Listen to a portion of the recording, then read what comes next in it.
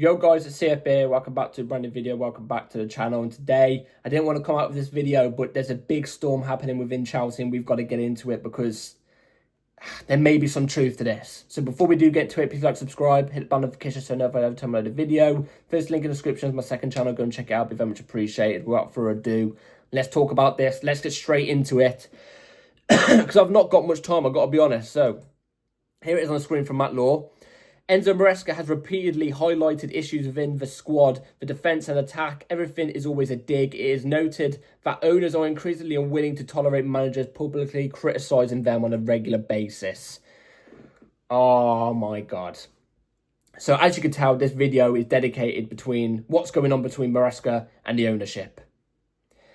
First point, I just want to quickly get it out here. I haven't heard Maresca publicly criticised the ownership yet.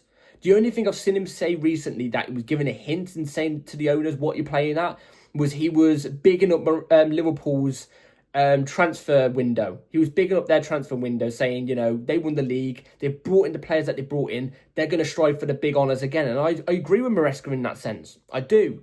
I think that was him sending a hint to the owners saying, what are you doing? What are you doing in a sense?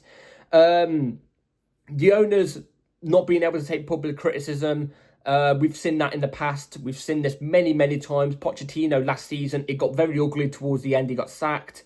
You know, that's another well-known thing. But that first part that I just gotten into really, really quick there. The reason why I got into it really quick is because to me, even though it's from Matt Law, I don't think Maresca's publicly criticised him, the ownership. I don't think publicly he's gunned them down at all. I don't think so. And I don't think he's given out any digs, really. But the second part is where we've got to get into the logistics of things here, because this is where things get tough on the cookie. Right here on the screen. Under Chelsea's model, each coach agrees upon signings that they do not have any increased transfer power and they agree that they coach what they are given. The collaborations over transfers is over profiles, not names. Chelsea want Maresca to get on with things and feel there is more enough in the squad to get consistent results. All right, okay, this is where we've got to sit up, speak about this, because this is getting serious. There's clearly tension, in my opinion, between Maresca and the ownership, which is translating to the team out on the pitch. To me. That's no doubt about it. And maybe I wouldn't even been talking about the situation if results were going really positive. But the fact that results have started to dip, even in games where we're getting results, performances just aren't there. Performances have been poor this season. The only good performance I could say for this season so far was West Ham away, and that was against Graham Potter. Everybody's slapping up Graham Potter at the moment. You know what I'm trying to say? Slapping his bum cheeks and sending him home. You know what I mean? Like, there's something going on. There is. And we've seen this, us Chelsea fans, we've seen this story many times before. Not just with this current ownership, Clearlake, to be precise. Not Todd Bowley, let's remove his name from it, because I see his name always tagged on the front here. It's Clearlake, Agbali and them, man, yeah? And we've seen it with the previous ownership, with Roman Abramovich. When stuff like this starts to break out into the media, like this, exactly like this, we know something behind the scenes is happening. Something rocky is happening behind the scenes. The storm is coming. We can see the storm. Yeah? Sorry, guys. Getting into it, this is obviously to do with transfers. Telling the manager, okay, I'm going to get really annoyed here. Telling the manager, you have no say on transfers at all. We're going to bring you the players that suit your system, is pathetic. And to me, it just shows more that, you know, imagine if the manager had power. Imagine if the manager had power, yeah, and he was bringing in the players, okay? We know with the criticism we have with the ownership, we think that they are, what's the word? We think they're bringing in players to sell them for a profit. Imagine if the manager had power and he looked at the ownership saying these players and he said no. Under this ownership, what would happen? He'd go. He'd be gone. Just like that. You know what I'm trying to say? I think some of these profiles we bring in aren't Maresca signings. And I've been saying this, actually, for a long, long period of time, actually. I was going to save this type of talk for the podcast. But now it's broken out. I've got to say it. pretty sure some of you that know me personally can back me up here, that I have been saying this. I don't think Garnacho's a Maresca type signing. You know, Maresca likes his wingers to take on players. I don't think Garnacho does that. I mean, you look at his success rate in terms of dribbling past players last season, it was below 30%. You know what I'm saying? I don't think it was a Maresca sign at all. I think that's an opportunity from Chelsea again. You're giving the manager somebody that the manager doesn't want in the system, okay? That's what you're doing there. Gittins and João Pedro, I can see working in Maresca's system. Fair enough, I'll give him that. Delap, I can't really judge, but I'm guessing he could potentially work. Hato's another one where I really like Hato, I do, but with lack of minutes since he's come in, by the way, lack of minutes since he's come in, even in games where he could potentially come in and he's not getting any minutes, to me, it just screams that Maresca doesn't favour him. Again, the same with Garnacho. He's not getting really that many minutes here and there at all. I mean, the only reason why he played majority of the game against Lincoln was because it's Lincoln. You know what I'm saying? He's saving his better players for the league games. I'm telling you, I don't think, and I knew it was so obvious. It was so obvious to me that Maresca just doesn't like these type of players that have been brought in. They're not his signings. And to me, this is where we get into everything. I get frustrated at that because, I mean, go back. Let's fast forward all the way back, time travel all the way back to 04-05. Remember Jose Mourinho, 04-05. He won the league in his first season, 04-05. Won it again the season after, 05-06. Guess why? Because Roman Abramovich gave him the power. Roman Abramovich said to him, "Who do you want?" Do you remember that famous quote? "Bring me Drogba." Who is he? Roman Abramovich? Who is he? Who is he? Just bring me him. That's not word for word. I know it's not word for word. It's so far off. But Mourinho said to Roman, "Bring me Drogba." Roman said, "I don't know who that is." And Mourinho said, "Yes, bring me that guy." Mourinho got the window of the lifetime because he got all the power. And guess what? He won the league back-to-back. A double in his first season. Set a record that's never going to be broken ever again. 15 goals conceded. Why? Because he had all the power. Imagine Mourinho 04-05 didn't have the power. And, you know, ownerships were picking out players that could potentially, you know, be used in his system. I don't think it would have gone the same way. I don't think it would have gone the same way at all. At all. What I'm basically saying here is, yes, you can pick out players that will suit a system. For example, I'm going to give an example here, and I like this player a lot. You know me, I was begging for this guy to see in the window.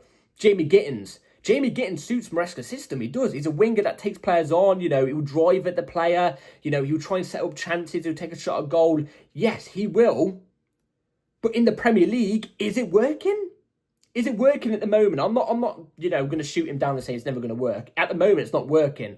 At the moment, Maresca doesn't really look like he's favouriting him at the moment. You know what I mean? Even giving him consistent minutes. He's not. Maybe, yes, he suits Maresca's system, but maybe Maresca will not have gone for him because maybe he's just not Prem ready. There's other logistics just to a system and the way of playing, by the way. Not just because you can hold possession or whatever. There's other logistics to the way a system, you know, there's other logistics in a system. You know what I'm trying to say? More than one thing to suit. Maybe Gittins doesn't suit that. Maybe some of these players don't suit that. And that's why Maresca maybe didn't want them. You know, to me, you want to win the league. To me, you want to win the league, right?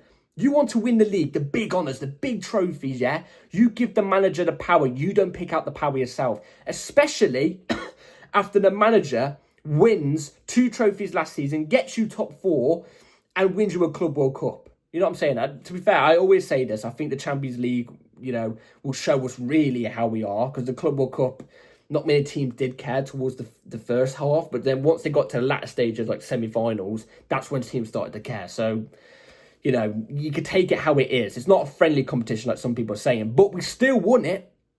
We still did it. And you're looking at the manager and going, no, you can't have the power, mate. We're on the power.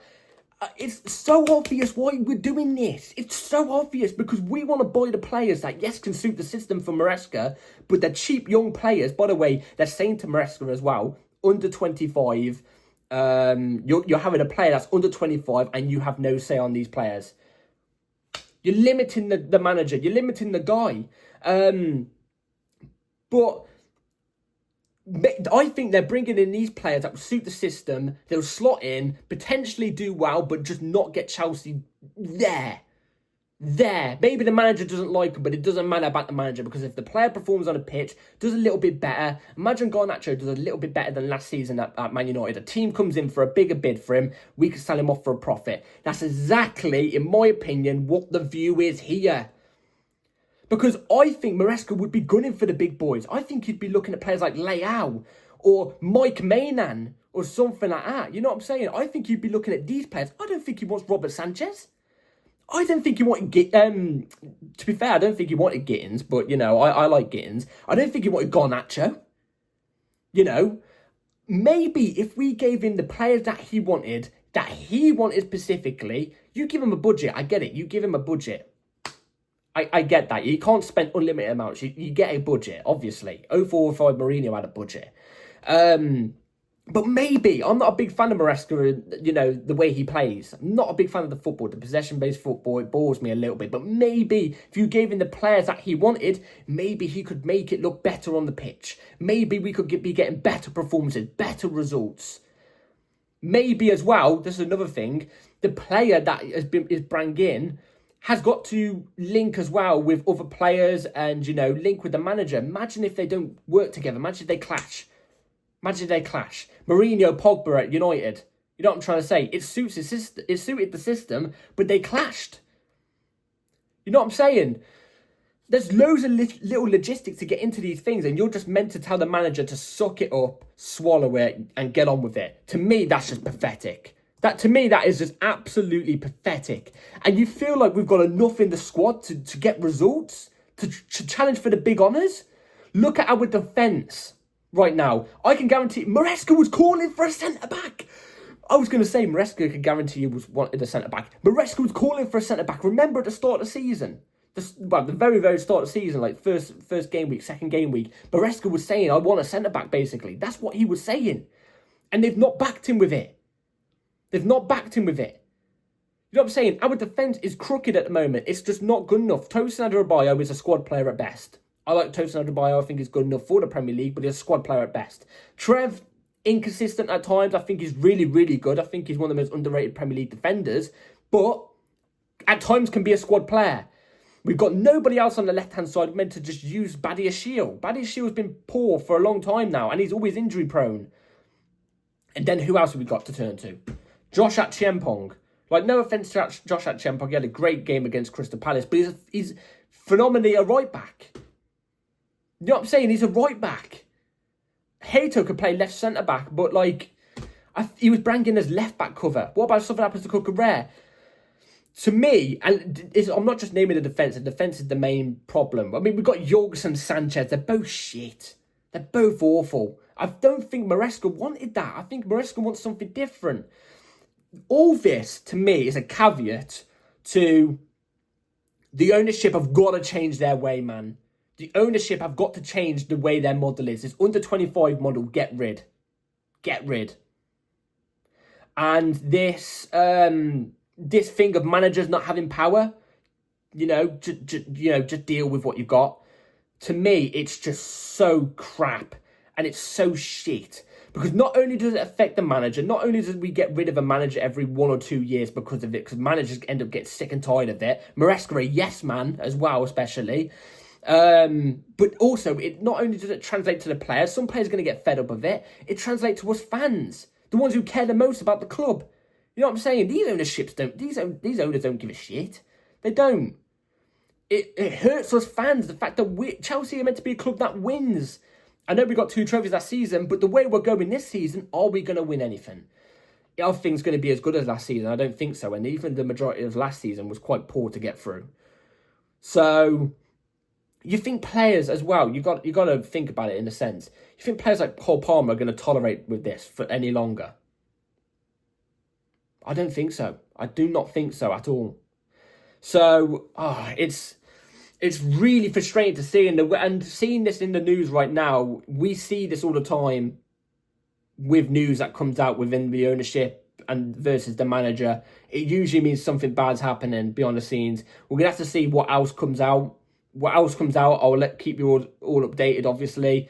but I'm just hoping it doesn't translate onto the pitch because I want to have a good season, man. But at the moment, it doesn't look like that. It looks like it's going to be a rocky ride. So, yeah, before we do get into the video, we've just done the video. Thank you all for watching this video. Let me know in the comments down below what your thoughts are. I'll be very intrigued to know. Like, subscribe, take care, and I'll see you on tomorrow's video because it's the match preview. So, see you tomorrow for the match preview. Take care. Peace.